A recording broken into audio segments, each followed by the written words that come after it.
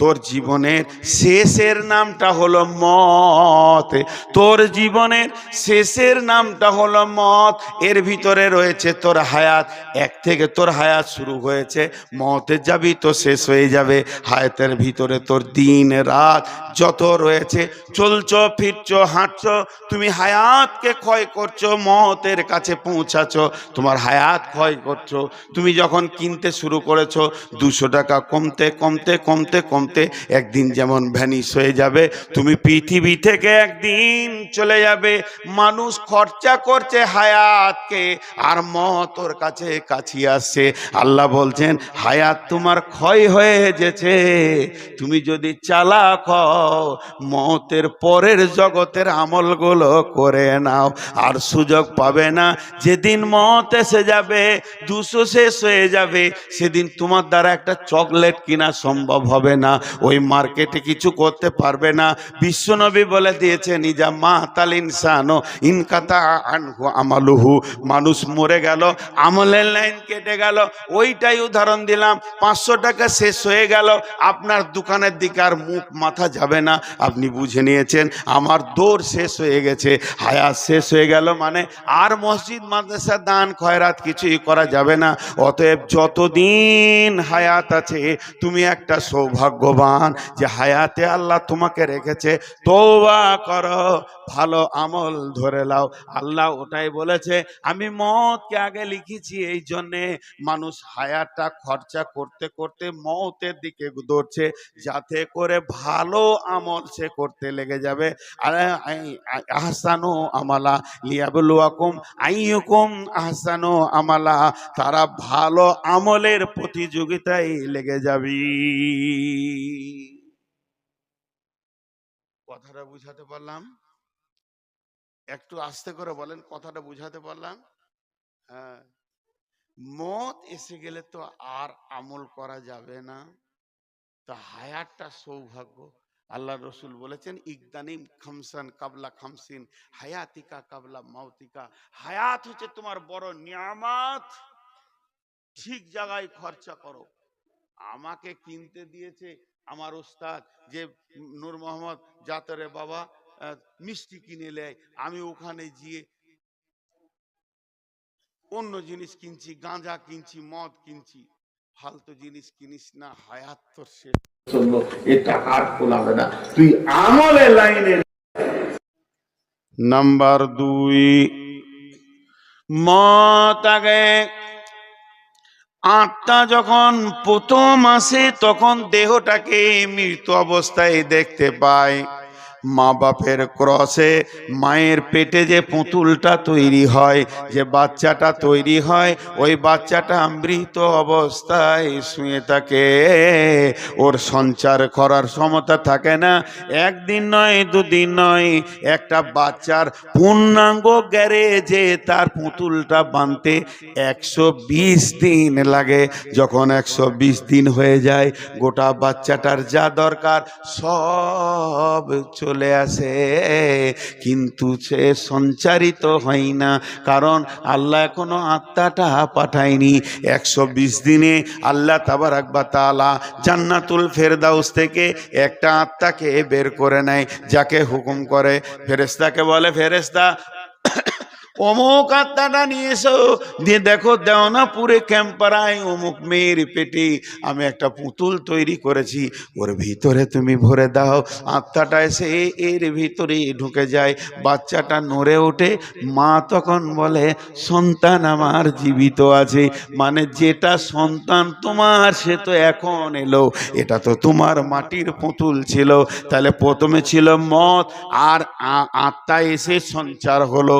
এবার দ্বিতীয় নম্বর, আবার যখন আত্মা ছেড়ে চলে যাবে, যাকে পেয়েছিল মায়ের পেটে তাকে রেখে যাবে বিছানাতে, রোডে, যেখানে মত হবে আত্মা দেখবে, ওরে আমার বডি রে, তোকে পেয়েছিলাম মায়ের পেটে, তোকে রেখে দিয়ে গেলাম জমিনের পেটে। এর জন্য মত আগে, এর জন্য মত আগে। আল্লাহ বলছেন বান্দা যেদিন আমি কলম ধরেছি, নূর মোহাম্মদ, নূর মোহাম্মদ তোর নামটা লিখতে যে কলম ধরেছি, কলমে ফার্স্টে লিখেছি নূর মোহাম্মদ কবে মরবে, মতের ডেটটা আগে লিখেছি, মতের ডেটটা আগে লিখেছি। যেমন বাংলা লিখতে গেলে আগে দাগ টেনে দেয়, ইংরেজিতে দাগটা না আছে ওর বাইরে নিচে যেন না যায় অক্ষর, তেমনি তোর মতটা আগে দিয়েছি। নূর মোহাম্মদ মরবে 2026 সালে, 2026 সালে সেপ্টেম্বর মাসে 25 তারিখে বৈকাল 3:15 ইন্তেকাল হবে। আল্লাহ এটা আগে লিখেছেন। এবার ওখান থেকে টানতে শুরু করেছে, যাকে আমি তো 70 বছর বয়স দেব, 70 বছর বয়স দিব কি 55 বছর বয়স দিব।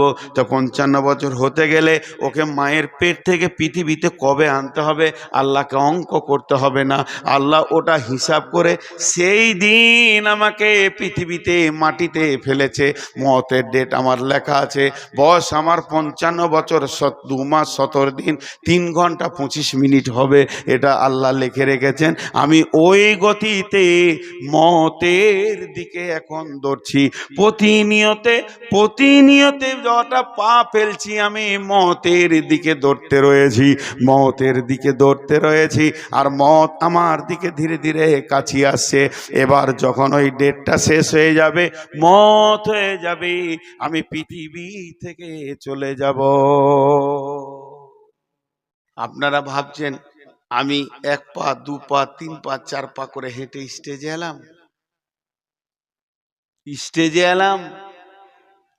যতগুলো এখানে চোখ আছে সবারই 2টা করে, 500 লোক যদি বসে আছেন তো 1000 চোখ আছে, আর 1000 লোক বসে থাকলে 2000 চোখ আছে। 2000 চোখে দেখলেন নূর মোহাম্মদ 150 পা হেঁটে স্টেজে এলো জলসা করতে, কিন্তু আল্লাহর চোখে বলছি তুই হাঁটছিস কিন্তু কবরের দিকে, যটা কদম তুই হাঁটছিস কবর তোর দিকে কাছে আসছে, মত তোর দিকে কাছে আসছে। এটা জেনে নে, প্রতিনিয়ত প্রতি শ্বাস। একজন দার্শনিক বলেছে আড়ি আড়ি কাঠ কাটে, করাত বলে আড়ি বলে, বুঝেন? রেহানা বলেন। তা একটা মোটা আড়িতে কাঠে আড়ি লাগিয়ে দেওয়া হচ্ছে, এটা 2 মুখ আড়ি, যেতেও কাটছে আসতেও কাটছে, যেতেও কাটছে আসতেও কাটছে, যেতেও কাটছে। কট করে কোন দিন কাটা হয়ে যাবে, কাঠ ডাল কেটে নিচে পড়ে যাবে। আল্লাহ বলছেন, দার্শনিক বলছেন, আল্লাহ যেদিন আমাদেরকে জন্ম দিয়েছেন, যেদিন আল্লাহ আমাদেরকে পৃথিবীতে এনেছেন, যেদিন আল্লাহ আমাদেরকে পৃথিবীর মাটিতে আঁতুর ঘরে এনেছেন, সেই দিনে আমাদের জিন্দেগিতে আড়ি চালু করে দিয়েছে, করাত চালু করে দিয়েছে। করাত কিন্তু চলছে, আমি ঘুমাচ্ছি করাত চলছে, আমি স্কুলে গেছি করাত চলছে, আমি শ্বশুর বাড়িতে আড্ডা দিছি, আমার কোনো হুঁশ নাই কিন্তু করাত চলছে। আমার হায়াতটাকে কাটছে, কাটতে কাটতে কাটতে কাটতে যেদিন আরই বলবে আজকে তুই শেষ, কচ করে কেটে দিবে, সেদিন আমি মরে যাব। প্রত্যেকটা লোকের হায়াত কাটার একটা করে আড়ি লাগানো আছে, 2টা চোখের মধ্যখানে নাক। দার্শনিক বলছে এটা এমন একটা আড়ি, তোমার যেতেও কাটছে আসতেও কাটছে। দেখো এই আড়িটা এমন চালু আছে, ঘুমানোতেও চালু আছে, জেগে থাকলেও চালু আছে, আড্ডা দিলেও চালু আছে, তুমি ভুলে গেছো তাও চালু আছে। এই জিন্দেগি কাটছে, যতবার শ্বাস নিছো যতবার শ্বাস ফেলছো তোমার জিন্দেগি কাটতে রয়েছে। এই হলো তোমাকে মতের দিকে ঠেলছে। অতএব বন্ধুরে তুমি মতকে হুঁশিয়ার হয়ে যাও। আমি খালি মতের উপরে কথা বলছি, আপনারা একটু প্রথমে বলেছি ধৈর্য ধরে দেন, আমার কষ্ট হলেও আজকে আমি এখানে বক্তা হিসেবে আসিনি, যতদূর পারবো চেষ্টা করব, না পারবো ছেড়ে দেবো, আপনাদেরই ছেলে, বলবো ভাই পারলাম না। ভাইরা আমার চলেন একটু এগিয়ে যাই।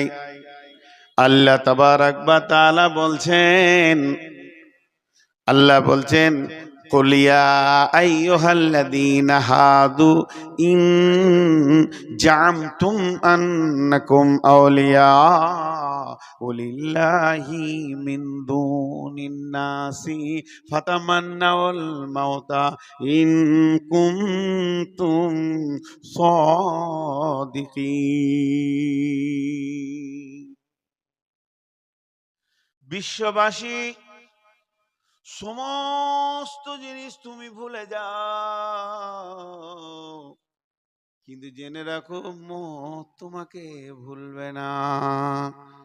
একটু আগে বলেছি মানুষ মরে না, এবার বলছি এই যে পানি, পানিটা হলো খাদ্য বস্তু, পানিটা হলো খাদ্য বস্তু। আমি যেটা এটাকে বলে ঢপ ঢপ করে খাওয়া। কেউ যদি চা খায় গরম, এটাকে বলে চুমুক নেওয়া। ধৈর্য ধরে শুনেন, গক ঢক ঢক ঢক, এটা বলে চুমুক নেওয়া। কিন্তু কেউ হাতে সামান্য মধু নিয়েছে, এমনি করে জিভে টেনে দিল, মধুটা কেমন, এইটাকে কি বলবেন? চাটা। এবার আল্লাহ কোরআনে কি বলছেন? কুল্লু নাফসিন, কুল্লু নাফসিন, কুল্লু নাফসিন যায়িকাতুল মউত। প্রত্যেকটা প্রাণ, প্রত্যেকটা প্রাণ, প্রত্যেকটা প্রাণ মওতকে চাটবে, মানুষ মরবে না। মওত তো খাদ্য বস্তু। আল্লাহ তো বলেনি কোরআনে মানুষ মরে যাবে, বরং বলছে প্রত্যেকটা মানুষ মওতকে চাটবে। তাহলে মওত খাদ্য বস্তু, আর যে জিনিসকে চাটা যায় তার স্বাদ থাকবে, হয় ভালো না হয় খারাপ, ওটা পরে বলছি। তাহলে মানুষ মরে না, বরং মওতকে মানুষ খায়। এর জন্যে লালন ফকির বলছে, কে বলে, কে বলে মানুষ মরে, আমি বুঝলাম না ব্যাপার, মরলে মানুষ বিচার হবে কার। কে বলে মানুষ মরে, আমি বুঝলাম না ব্যাপার। আব্দুল আলিম বলছেন, পরের জমি পরের জায়গা, পরের জমি পরের জায়গা, ঘর বানাইয়া আমি রই, আমি তো সেই ঘরের মালিক নই। এই দেহটা কিন্তু আল্লাহর ঘর। আমি যেমন ধুলিয়ানে একটা যদি ফ্ল্যাট বাসা ভাড়ালি, আর কি ফ্ল্যাটে একটা ভাড়া ঘর লি, ওই ঘরটা আমার নয়, আমি ভাড়া দিয়ে ওখানে থাকি। যেদিন আমি পালিয়ে যাব, যার ঘর সে নিয়ে নেবে। এই দেহটা ঘর, এই ঘরটা কার? এটা আল্লাহ বানিয়েছেন। পরের জমি পরের জায়গা, ঘর বানাইয়া আমি রয়ে, আমি তো সেই ঘরের মালিক নই। ঘরের যে মালিক সে আমাকে ডেকে নেবে। তাহলে মানুষ মরে না, বরং ইন্তেকাল করে। ইন্তেকাল মানে মত লয়, ইন্তেকাল মানে স্থানান্তরিত হওয়া, স্থানান্তরিত হওয়া। আমি একটা লোককে বললাম, হ্যাঁ আপনি স্টেজ থেকে উঠেন, নিচে বসেন।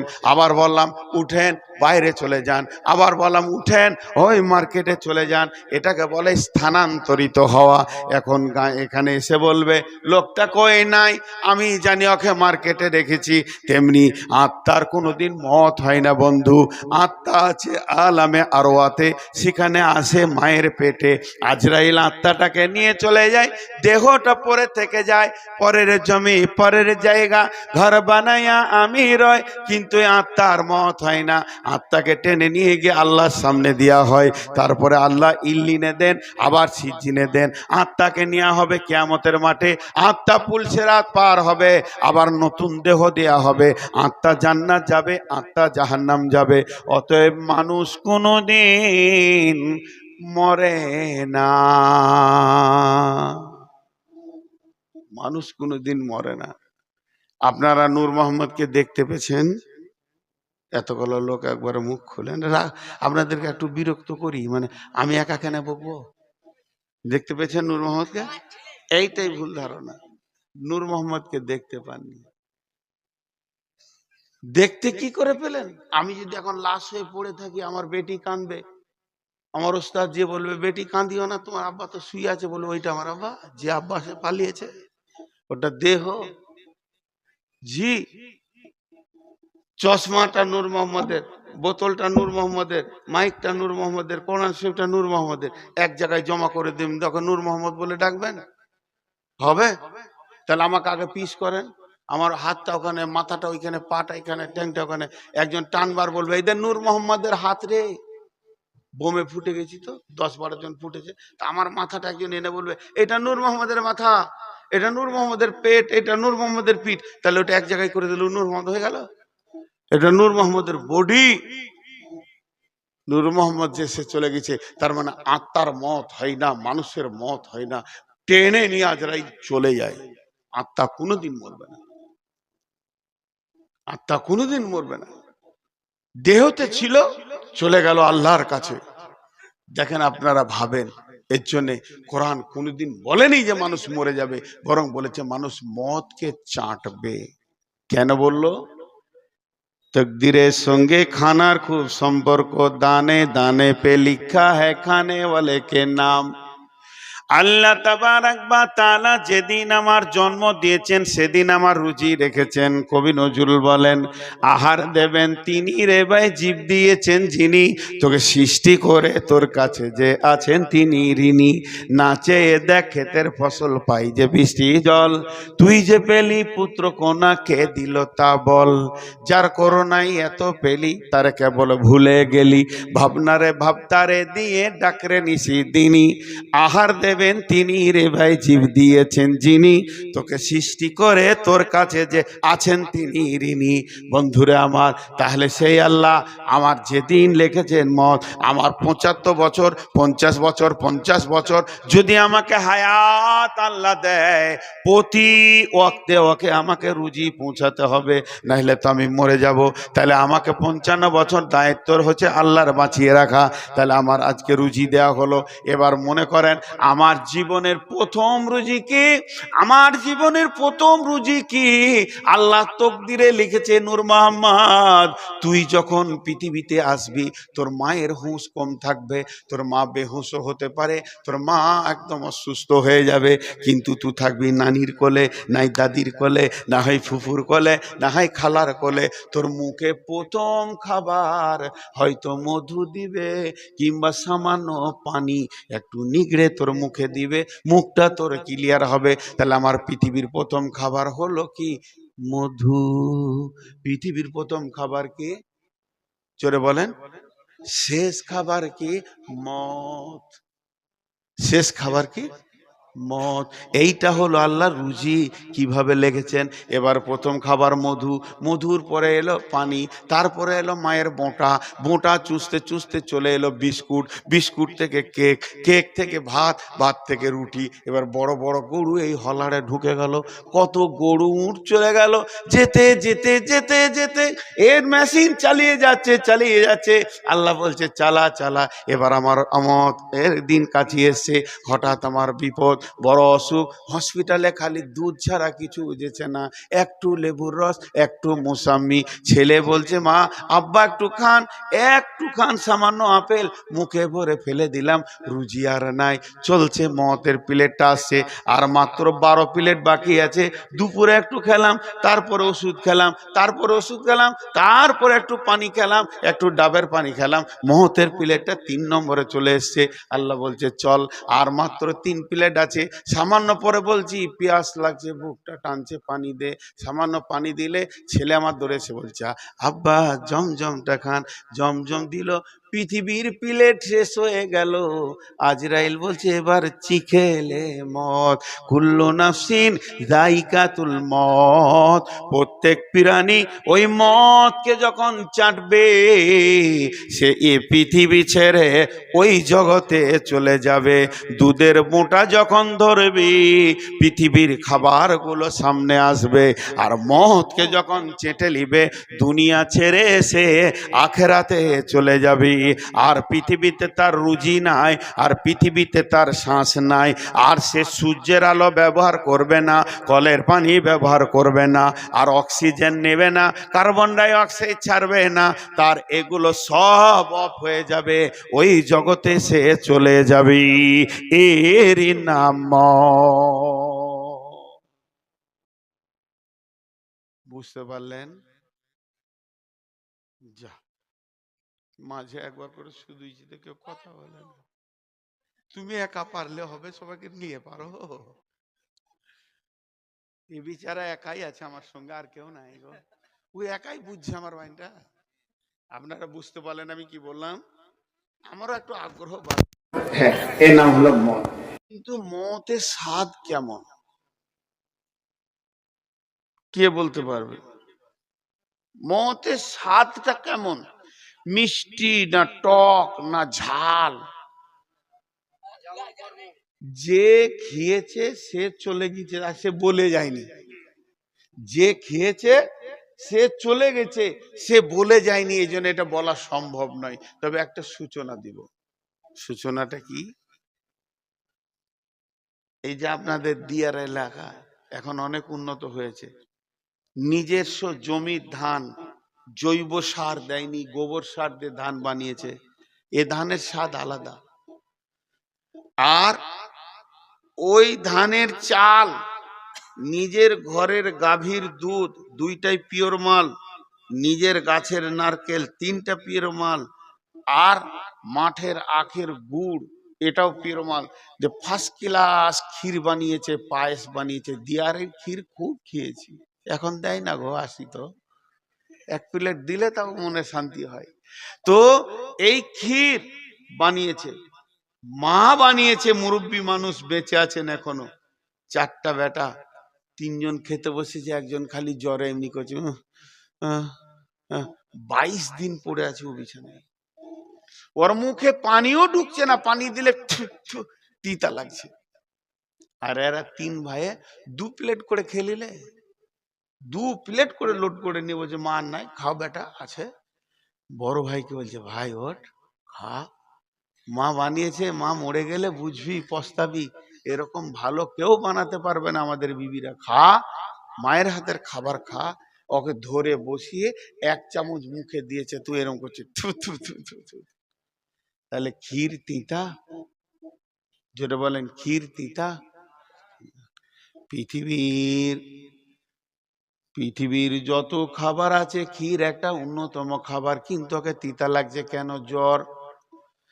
সারা পৃথিবীর যত খাবার আছে, সমস্ত স্বাদগুলোকে যদি এক জায়গায় জমা করা হয়, মতের স্বাদ হলো তার থেকেও আনন্দ, মিষ্টি, মজা। কেন শুনেলেন? আম খাবেন, রিজাল্ট হচ্ছে পায়খানা।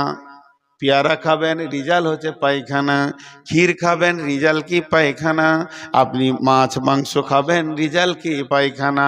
বিরিয়ানি খাবেন, এ রিজাল্ট কি? পায়খানা। পৃথিবীর যত খাবার আছে, ওপরে হলারে ঢোকালে নিচে হলারে এমন গন্ধ বের হবে, এর নাম হয়ে যাবে পায়খানা। কিন্তু মদ এমন একটা জিনিস, মদ এমন একটা জিনিস যে মদ খাবে, এটা যে কত মজা, কত স্বাদ। মদ খেলি এর রিজাল্ট হচ্ছে আল্লাহর মুলাকাত, আল্লাহর সঙ্গে মুলাকাত। এমন একটা খাবার, এটা খেলে আল্লাহর সঙ্গে আল্লাহ, বান্দা বান্দা আল্লাহ মুলাকাত ঘটবে। এর থেকে মজার জিনিস কিছু নাই। কিন্তু বন্ধুরে, বড় ভাইকে ক্ষীর তিতা লেগেছে কেন? ওর শরীরে এত বেশি জ্বর, জ্বরের কারণে শরীর তিতা হয়ে গেছে। যার শরীরে পাপে ভর্তি হয়ে থাকবে, নামাজ রোজা করবে না, দান খয়রাত করবে না, পাপে ভরপুর করে রেখেছে। এর জন্য মত হবে এত তিতা যে এ কোনোদিন মদকে চাইবে না। আল্লাহ তাবারাক ওয়া তাআলা ইহুদিদের জন্য বলেছেন, কুলিয়া আইয়ুহাল্লাযীনা হাদু ইন জামতুম আন্নাকুম আউলিয়াউ লিল্লাহি ফাতামান্নাউল মাউতা ইন কুনতুম সাদিকিন। ইহুদিরা এসে বিশ্ব নবীকে বলছে, ও নবী মুহাম্মদ, তুমি হচ্ছো আল্লাহর দুশমন, আমরা হলাম আল্লাহর বন্ধু। ও নবী মুহাম্মদ, আমরা হলাম আল্লাহর বন্ধু। আল্লাহ বলছেন, হে আমার মুহাম্মদ, তুমি ইহুদিদেরকে বলে দাও, নাসারাদেরকে, ইহুদিদেরকে বলে দাও, ইন জামতুম আন্নাকুম আউলিয়াউ লিল্লাহি ফাতামান্নাউল মাউতা। তোমরা যদি নিজেকে মনে করো, তোমাদের যদি ধারণা থাকে যে আমরা আল্লাহর বন্ধু, তাহলে তোমরা মদকে তামান্না করে ডেকে লাও, মদকে চিখে লাও, আল্লাহর কাছে চলে যাবে। ওয়ালা ইয়াতামান্নাউনা ইয়াতামান্নাউনাহু আবাদা, বেঈমানরা কোনোদিন মতকে চাইবে না। বিমা কাদ্দামাত আইদিহিম, তাদের হাতের আমলগুলো খারাপ আছে। ওই পারে তারা বুঝতে পেরেছে মতের পরে আমি আমার জীবনের খাতাটা যখন খুলবো, গাঁজা দেখবো, সুদ দেখবো, বেঈমানি দেখবো, লুটেরি দেখবো, লুচ্চামি দেখবো, লাফাঙ্গিরি দেখবো, এই যে আমি করে রেখেছি, এর জন্যই মত চাইবে না। ওয়ালা ইয়াতামান্নাউনাহু আবাদা ইন কুনতুম সাদিকিন।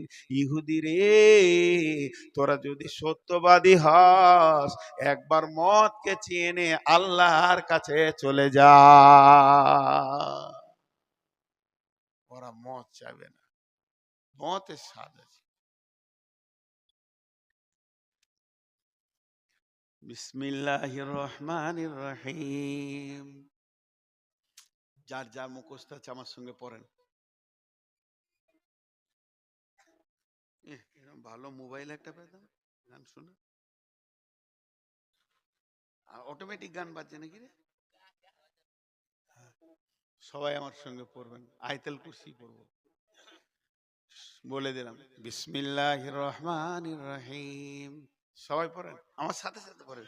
আল্লাহু লা ইলাহা ইল্লাহু আল হাইয়ুল কাইয়ুম লা তাখুযু, একটু জোরে পড়েন, লা তাখুযুহু সিনাতু ওয়ালা নাওম লাহু মা ফিস সামাওয়াতি ওয়া মা ফিল আরদি মান যাল্লাযী ইয়াশফাউ ইনদাহু ইল্লা বিইযনিহি ইয়ালামু মা বাইনা আইদিহিম ওয়া মা খালফাহুম ওয়া লা ইউহীতুনা বিশাইইন মিন ইলমিহি ইল্লা বিমা শাআ ওয়াসি'a কুরসিয়ুহুস সামাওয়াতি ওয়াল আরদা ওয়া লা ইয়াউদুহু হিফযুহুমা ওয়া হুয়াল আলিয়্যুল আযীম। কার কার মুখস্থ আছে? মাশাআল্লাহ, আপনারা সৌভাগ্যবান যাদের মুখস্থ আছে। শুনেলেন, এইটা মওতের আয়াত নয়, এটা আল্লাহ সিংহাসনের আয়াত, আল্লাহর ক্ষমতার আয়াত। এখানে 12টা অনুশীলন আছে, 19টা সাবজেক্ট ভরানো আছে। শুধু আয়াতুল কুরসি নিয়ে 4 ঘন্টা বক্তব্য রাখা যাবে, আমি সে কথা বলছি না। এর একটা ফজিলত রাসূল সাল্লাল্লাহু আলাইহি সাল্লাম বলেছেন। আল্লাহর নবী মুহাম্মাদুর রাসূলুল্লাহ সাল্লাল্লাহু আলাইহি সাল্লাম বলেছেন, কোনো ব্যক্তি যদি ফরজ নামাজের পর সুন্নতের আগে 5 ওয়াক্ত ফরজ নামাজের পর সুন্নতের আগে 5 ওয়াক্ত ফরজ নামাজের পর সুন্নতের আগে আয়াতুল কুরসি পড়ে, আরো বলে এক জায়গায় হাদিস আছে 7 বার দিনে। 7 বার কখন? সকালে একবার, সন্ধ্যায় একবার, সকালে একবার, সন্ধ্যায় একবার, আর 5 ওয়াক্তে একবার। ফরজ নামাজের পর সুন্নতের আগে যদি কেউ পড়ে, ওই লোকটা খুব আল্লাহর কাছাকাছি লোক। এত কাছে আল্লাহরও আছে, আল্লাহ ওকে দেখছেন, তিনি আলেমুল গায়েব, তিনি সবকিছু জানেন, সব দেখতে পান।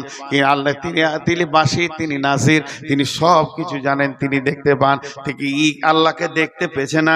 নবীজি বলছেন খালি একটা পর্দা রয়েছে, ওই পর্দাটার কারণে ওই লোকটা আল্লাহকে দেখতে পেছে না।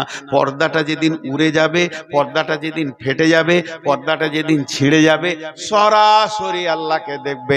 সাহাবীরা প্রশ্ন করলেন, ইয়া রাসূলুল্লাহ, ওই পর্দাটা কে দয়ার নবী গো, বলে দেন। নবীজি বললেন, ওই পর্দাটার নাম হচ্ছে মত। ওই পর্দাটার নাম হচ্ছে মত। এখনো বেঁচে আছে বলে আল্লাহকে দেখতে পেছে না। এই আমলটা যে করবে, যখনই সে মরবে, সঙ্গে সঙ্গে আল্লাহ বান্দা আল্লাহ মোলাকাত ঘটবে। দেখেন, মত হলে তো আমি আল্লাহর সঙ্গে দেখা করব, আমি মত হলে তো আল্লাহর সঙ্গে থাকবো। আমি বড় ইমানদার, আমার মতো ইমানদার কেউ নাই, পরেশগার কেউ নাই পশ্চিমবঙ্গে। আস্তাগফিরুল্লাহ, এটা আমি বলছি না, এটা আমি বলছি না। আমার সুগার হয়েছে জন্য আমি খুশি। আল্লাহ রাসূলের হাদিস আছে, মত রোগ যাকে দিবে একদম মতের সঙ্গী হবে, তার জন্য প্রাইজ আছে। আমি সেটার আকাঙ্ক্ষায় আছি। যেদিন ডাক্তার বর্ধমানে প্রথম বলল যে আপনার সুগার গো, প্রচন্ড সুগার, বলি সাহেব, আলহামদুলিল্লাহ। বলছি ওটা কি বললেন? তো হিন্দু বুঝে না। আমি বললাম খুশি হলাম। বলে সুগার আবার খুশি হয় নাকি, কি বলছেন? বলি সুগার না হলে আপনার কাছে থাকবো, আর সুগার হলে আল্লাহর কাছে থাকবো, কোনটা ভালো? আপনি ভালো না আল্লাহ ভালো? সুগার বাড়লে আল্লাহর কাছে যাব, আর সুগার থাকলে, না থাকলে বিবির কাছে থাকবো। তো কে ভালো আমার কাছে? আমার আল্লাহ ভালো। আপনি থেকে আমার আল্লাহ ভালো। তো মত আপনাকে আল্লাহর কাছে নিয়ে যাবে। মুমিনের জন্য মত হচ্ছে সুসংবাদ,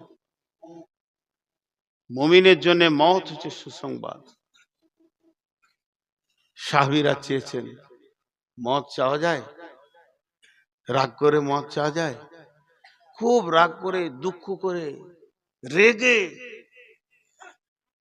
মত চাওয়া যায় না, কিন্তু মতের ক্যাটালগ চাওয়া যায়, মত চাওয়া যায়। কোরআন বলছে ফাতামান্নাউল মাউতা ইন কুনতুম সাদিকিন, যদি তুমি সত্যবাদী হও তো মতকে চাও। ইহুদিদেরকে বলছে, তার মানে ওরা মিথ্যাবাদী গুনাহগার, মত চাইবে না। তাহলে যে ইমানদার হবে সে মতকে চাইবে। বন্ধুরা আমার, 2016 সালে যখন উমরাতে গেছিলাম, তখন আমাদেরকে আল্লাহ এবং আল্লাহ রসুলের উপরে মিউজিয়ামটা দেখাচ্ছিল মদিনাতে, কিভাবে আল্লাহর কুদরতগুলো এইভাবে যে কম্পিউটার দিয়ে করে করে করে করে দেখাচ্ছে, এর ভিতরে অনেকটা অনুসূচনা রয়েছে, মানুষের জ্ঞান খুলবে। রসুলের ব্যাপারে কিছু কথা বললেন, ওইগুলো দেখালেন যে আল্লাহ রসুল এগুলো এগুলো বলেছেন। শেষকালে গিয়ে বললেন আল্লাহ রসুল বলেছেন মতকে চাওয়া যাবে, তবে রাগ করে নয়, ছেলের উপরে রাগ করে নয়, বউয়ের উপরে রাগ করে নয়, আমার মরে গেলে ভালো তোর কাছে থাকার থেকে, এইরকম চলবে না। তাহাজ্জুদে উঠে প্লেন নিয়তে সুখে দুঃখে তুমি মতকে চাইতে পারো, কারণ আল্লাহর কাছে এমন জিনিস নাই যেটা আপনার চাওয়ানো হারাম হবে, কারণ মতের মালিক আল্লাহ। আমি আল্লাহর কাছে চাইবো।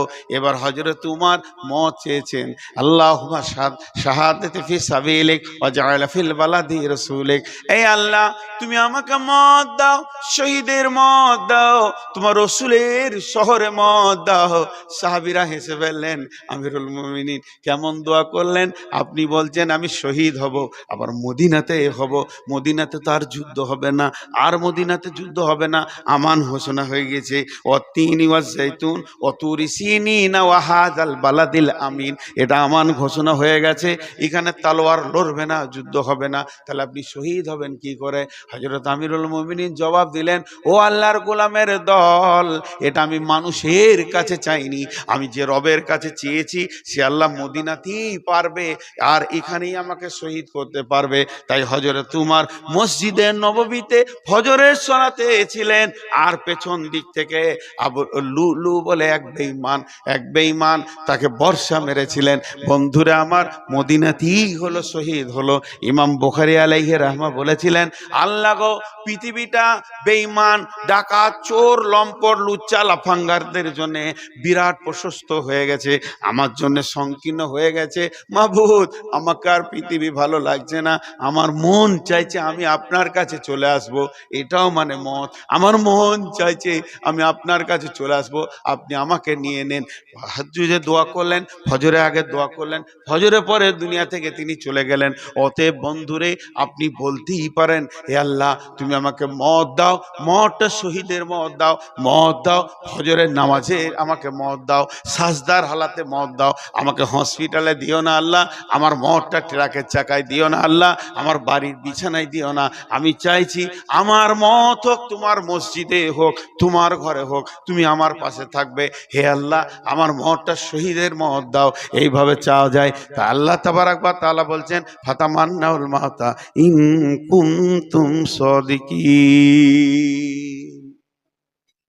মত একটা যানবাহন, প্রথম বলেছি,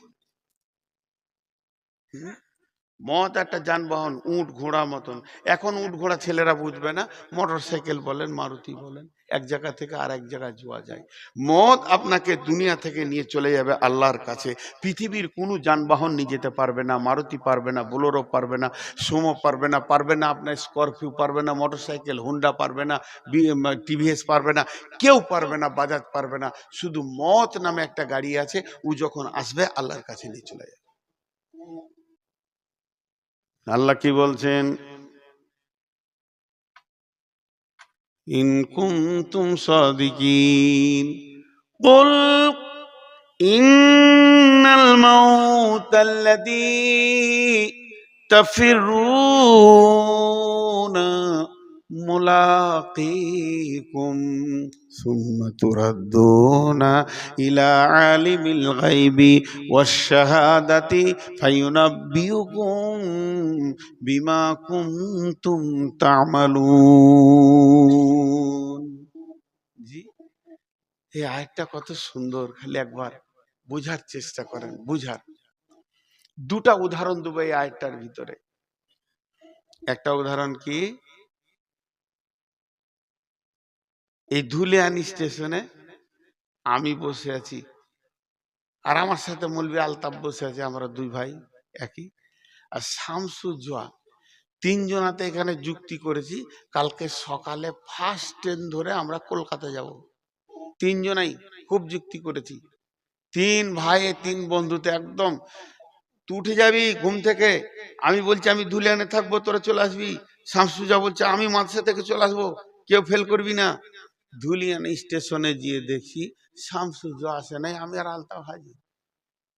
চায়ের দোকানে চা খেলাম, দুটো চানা খেলাম, আর লোকাল গাড়িটা এসে লাগলো হাওড়ার, উঠে বসলাম আর জানলার ধারে বসেছি। আর দুজনাতে মুখ চালাতে শুরু করলাম, শামসুজা জীবনে ভালো হবে না, ওকে পারবি না, ও সারা জীবনই ঢিলা, ও তো মানুষই হলো না। দুজনাতে বলছি আর ওর বিরুদ্ধে কথা বলছি, আর যেছি গুড়গুড় গুড়গুড় করে দুদিকে দেখছি, মনের আনন্দে যেছি। ট্রেনটা যেই বেরিয়ে গেল আর শামসুজ্জা এসে হাজির। ও জানে যে এই দোকানে সবাই চা খায়, ও চা খেয়েছে। বলছি দুজনে এসেছিল, বলে হ্যাঁ ট্রেন চলে গেল তো। ও ট্রেন ছাড়া গেল, পেছনেই ঢুকছে শতাব্দী এক্সপ্রেস, বাস ওইটাতে উঠে বসেছে। আমরা যখন হাওড়া ঢুকবো আর দুটো স্টেশন বাকি আছে, তখন শতাব্দী সা করে আগে চলে গেল। ও গিয়ে হাওড়ার স্টেশনে কত নম্বরে ঢুকছে আমাদের গাড়িটা জানে, ওই নম্বরে প্ল্যাটফর্মে চেয়ারে বসে আছে। আর আমরা দুজন নামছি, তো ওই একটাই কথা বলছি, মানুষ হলো না রে ওরে। আর দপ করে ওকে দেখে নিয়েছে, সব বুদ্ধি শেষ। আল্লাহ তাবারাক ওয়া তাআলা বলছেন, তোরা যতজন বেঁচে আছিস তোদেরকে আমি লোকাল গাড়িতে চাপিয়ে দিয়েছি। আর এই লোকাল গাড়িতে চেপে ছেলে মেয়ে বউ বিটি আনন্দে তোরা চললি, গুড়গুড় গুড়গুড় করে যেছিস। যখনই তোর মওতের প্ল্যাটফর্ম আসবে, আজরাইলের সঙ্গে দেখা হবে। আজরাইলকে তোকে ডাকতে হবে না, আজরাইল তোকে খুঁজে বের করে নিবে, কোন জায়গায় আছিস কোন জায়গায় আছিস। ফাতামান্না হলো, আল্লাহ বলছেন যে সুম্মা তুরাদ্দুনা ইলা আলিমিল গায়বি ফাইন্নাহু মুলাকীকুম, তোর সঙ্গে আজরাইল মুলাকাত করে নেবি। পালাবো, মরবো না, মত লিব না, সব লিব আমি, মত লিব না। জ্বর লিব, সর্দি লিব, ঠান্ডা লিব, ক্যান্সার লিব, করোনা লিব, মত লিব না। আল্লাহ আমি পালাবো। আল্লাহ বলছে খবরদার, এটা হবে না, প্রত্যেককে মরতে হবে। যাকে আমি প্রাণ দিয়েছি তাকে মতকে নিতেই হবে। আল্লাহ তাবারাক ওয়া তাআলা বলছেন, কুল আল্লাহ তাবারাক ওয়া তাআলা বলছেন, কুল ইয়া আইয়ুহাল্লাযীনা হাদু ইন জাআনতুম আনকুম আউলিয়াউ লিল্লাহি মিন দুনিন নাসি ফাতামান্নাউল মাউতা ইন কুনতুম সাদিকিন ওয়ালা ইয়াতামান্নাউনাহু আবাদা বিমা কাদ্দামাত আইদিহিম ওয়াল্লাহু আলিমুম বিয-যালিমিন। কুল ইন্নাল মাউতাল্লাযীনা তাফিরুন কুল ইন্নাল মাউতাল্লাযী তাফিরুনা মিনহু ফাইন্নাহু মুলাকীকুম সুম্মা তুরাদ্দুনা ইলা আলিমিল গায়বি ওয়াশ শাহাদাতি ফায়ুনাব্বিউকুম বিমা কুনতুম তা'মালুন। যেদিকে যাবি মরতে হবে। আজকে ধুলিয়ান বাজার থেকে এক বস্তা মাল নিয়ে এসছে, ঝাল আলুর বস্তা, পেঁয়াজের বস্তা, জাল জাল ওতে রেখেছে, মালগুলা নষ্ট না হয় যেন হাওয়া লাগে। কি আছে? কলা আছে, আপেল আছে, আঙ্গুর আছে, বেদানা আছে, চেরি আছে, বিস্কুট আছে, কেক আছে, আর সিঙ্গারা আছে, নিমকি আছে, মিষ্টি আছে, রসগোল্লা আছে। এতগুলা মেহমানকে খাওয়াবে, এতটি মাল নিয়ে এসে রেখে দিয়েছে মাদ্রাসা। আর মাদ্রাসাতে রেখে দিয়ে ওর বস্তার মুখটা বাঁধতে ভুলে গেছে। ও এখন মসজিদ গেছে নামাজ পড়তে মাগরিবের। তা নামাজ পড়ার পরই সালাম ফিরার পরই যা বস্তাটা মাসে রাখা আছে, মাসে এসে একজন বলছে ওইটা কি রে? ফের মৌলানা জিজ্ঞেস করছে, ওস্তাদজি জিজ্ঞেস করছে যে ওটা কি? বলে যে ধুলে আন গেছিলাম, মালগুলো নিয়ে এলাম, তো বস্তার মুখ যে খোলা, ইঁদুর ঢুকে যাবে, ওটা মুখটা বেঁধে দে। কিন্তু ইঁদুর ঢুকে গেছে তার আগে। এবার ওই কথাটা শুনে বস্তার মুখটাকে টেনে বেঁধে দিলে কটকটে করে, যেন ইঁদুর না ঢুকে। এবার যে ইঁদুর ঢুকেছে ও বলছে বাপরে, আমি মেহমান, কোনটা খাবো রে?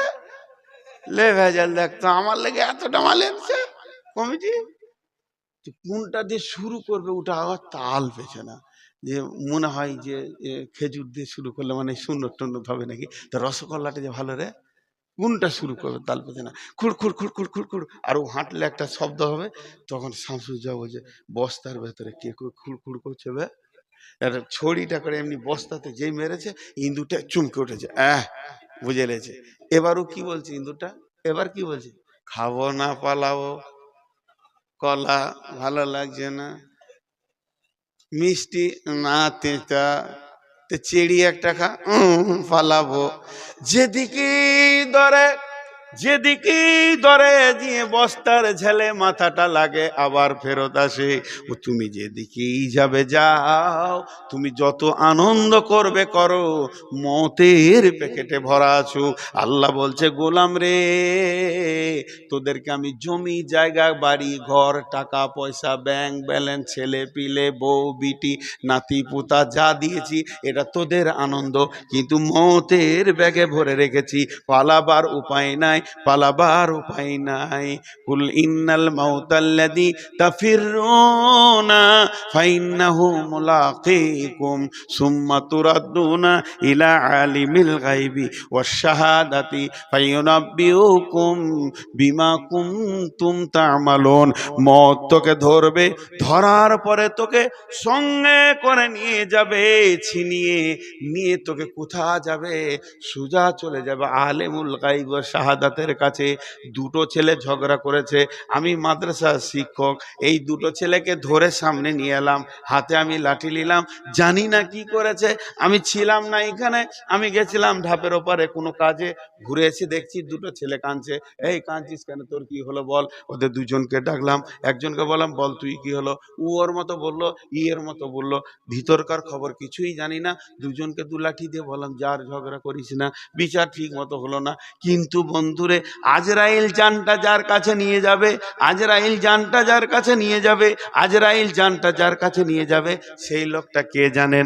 সে গোপনের খবর জানে, আগের খবর জানে, পিছের খবর জানে, আলিমুল গায়বি ওয়াশ শাহাদাতি। এমন যাওয়ার পর আপনাকে বলবে না তুই কি করেছিস আমাকে বল, বরং আল্লাহ নিজে বলবে তুই কি করেছিস, 1 বছরে কি করেছিস, 5 বছরে কি করেছিস, 10 বছরে কি করেছিস, যৌবনকালে কি করেছিস, গোপনে কোথা কি করেছিস, 20 বছরে কি করেছিস, 25 বছরে কি করেছিস, 40 বছরে কি করেছিস। আজকে তোর 72 বছর 3 মাস 2 দিন 2 সপ্তাহ 3 দিন 13 ঘন্টা 17 মিনিট 15 সেকেন্ডে তুই দুনিয়া থেকে এলি। এতদিন তুই কি করেছিস? আল্লাহকে 1 ঘন্টা লাগবে না বয়ান করতে, 1 মিনিট লাগবে না, 1 সেকেন্ড লাগবে না, মুহূর্তের মধ্যে আমার জীবন চরিত্রটা আমাকে শুনিয়ে দেবেন। কোরআন বলছে ফায়ুনাব্বিউকুম বিমা কুনতুম তা'মালুন, তুমি পৃথিবীতে যে আমল করে এসছো এটা আল্লাহ তোমাকে শুনিয়ে দেবে। এর নাম মওত। ওয়ালা ইয়াতামান্নাউনাহু আবাদাম বিমা কাদ্দামাত আইদিহিম। পৃথিবী থেকে যে মাল কম পাঠাবে সেই মদ কেনে চিন্তায় পড়বে, অন্য কেউ পড়বে না।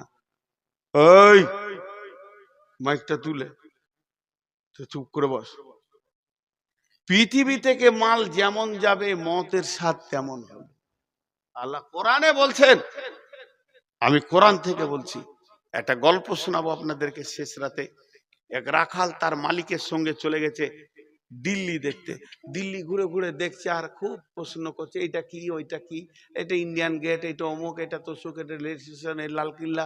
এই দেখতে দেখতে হঠাৎ চোখে পড়েছে একদল লোক টুডুম টুডুম টুডুম টুডুম ঢোল বাজাচ্ছে আর হই করে হাসছে আর ফুল ছিটাচ্ছে আর রং ছিটাচ্ছে।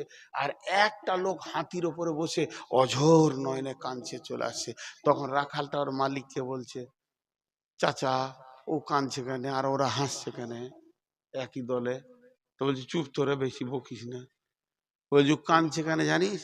ভারতে নতুন নিয়ম হয়েছে, যে ইচ্ছা প্রধানমন্ত্রী হবে, আর 5 বছর যখন ওর পুরা হয়ে যাবে 31শে ডিসেম্বর ওকে হেলিকপ্টার করে এমনি ঝুলিয়ে নিয়ে যে card card card card card করে নিয়ে যায়, আন্দামান দ্বীপে ফেলে দেবে। আর ওখানে বাঘ রাখে নাস্তা করবে, খেয়ে নেবে, বাঘ ভালুক যা আছে সিংহতে।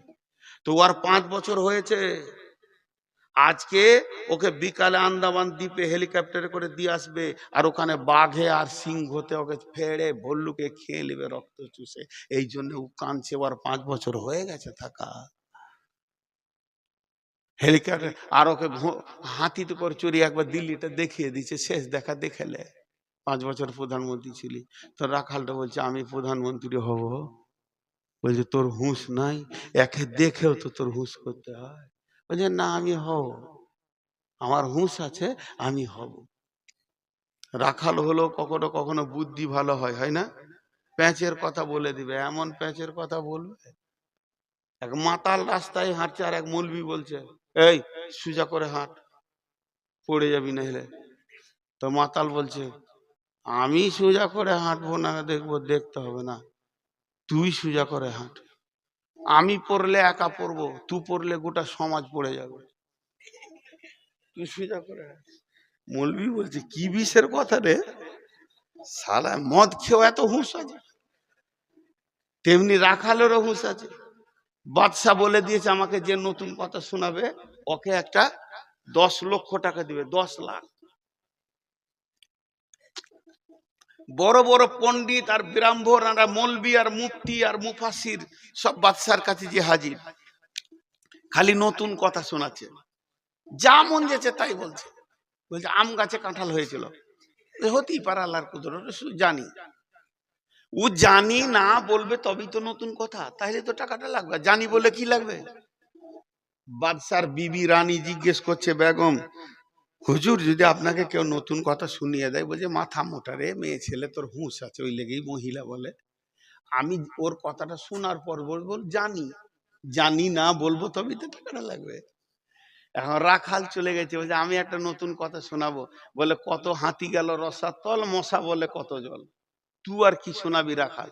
বলছে শুনেন, আপনার বাপের সঙ্গে আমার বাপের দোস্তি ছিল, জীবনেও না। ও কোথা দিল্লি দাঁড়ি, কোথায় এখানে দিয়ারে।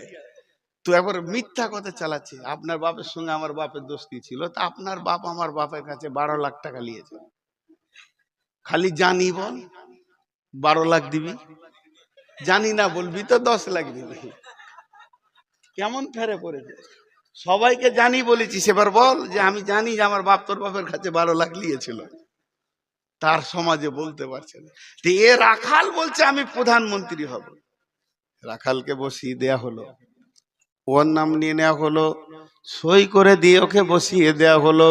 এবার রাখাল প্রধানমন্ত্রী যখন হয়ে গেল, রাখাল এবার করলো কি, দিল্লির গদিতে বসে হুকুম করছে, ও ভারতবর্ষে যত মিলিটারি, বিএসএফ, সিএসএফ, যত কনস্টেবল, যত আপনার কিনা আর্মি আর যতগুলো পুলিশ আছো, তোমরা কলকাতায় চলে যাও।